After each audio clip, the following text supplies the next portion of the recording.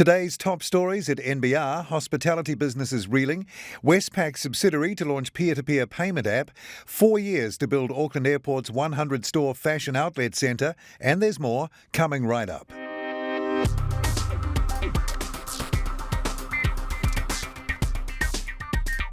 Kia ora and welcome to NBR Today, a wrap of the day's top business stories from the authority in New Zealand business news since 1970, nbr.co.nz.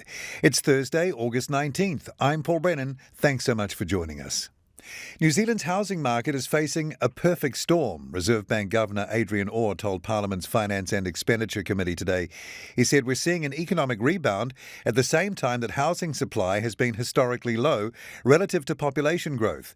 And he said debt servicing costs as a percentage of household income and debt levels as a ratio of household income are at extreme heights. And if mortgage interest rates return to a more neutral level, there will be pressure on many home buyers because they've taken on a lot of debt. Yesterday, the bank made it clear in its August monetary policy statement that it considered house prices to be at an unsustainable level. Today, MPs asked Aug to elaborate on how a sustainable level could be reached. Hospitality businesses that have just got themselves back to pre-COVID levels of trade are reeling as the country has been once more plunged into a level 4 lockdown. Some are questioning the viability of their businesses in an atmosphere of ongoing uncertainty, while others wonder why hospitality as the poor sister to other sectors extended more financial help from the government.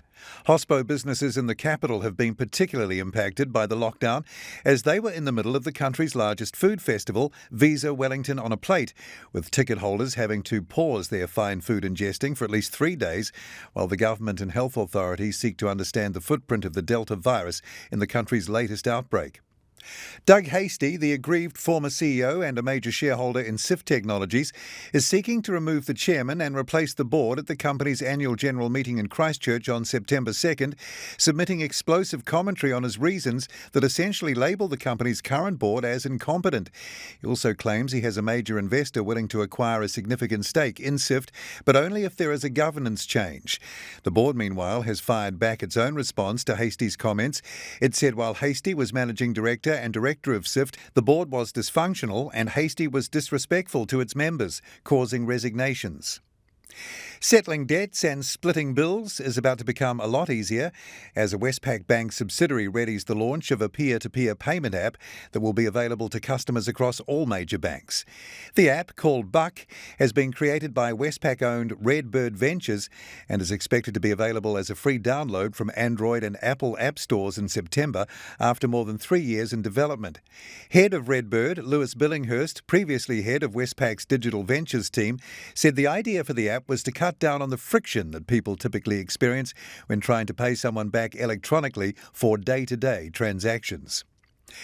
Auckland Airport expects the construction of its newly announced 23,000 square metre 100-store fashion outlet centre on the southeastern corner of its South Auckland site will take roughly 4 years to build and will be financed through normal channels.